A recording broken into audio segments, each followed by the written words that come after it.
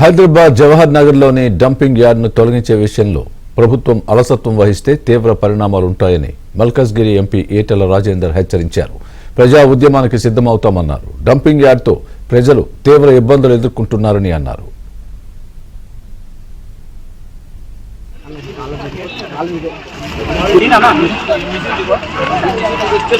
Everyday process ఏదైతే జరగాలో ఆ ప్రాసెస్ ని వాళ్ళు ఇక్కడ చేయట్లేదు.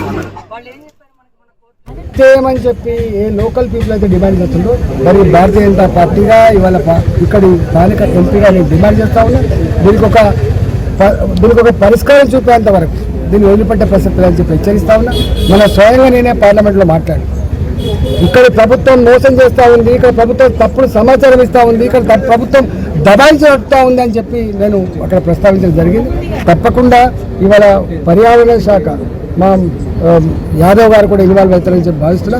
ఇవాళ నేను ఒకవేళ ప్రభుత్వం కనుక స్పందించకపోతే మా బాలాజీ నగరు, జవహర్ నగరు చుట్టుపక్కల ప్రాంతాల ప్రజల జీవితాలతో చెలగాటపడే ప్రయత్నం చేస్తే ఒక ఉద్యమంలాగా మళ్ళా వెల్లువెత్తేటువంటి ఆస్కారం ఉందని చెప్పి హెచ్చరిస్తా ఉన్నాం.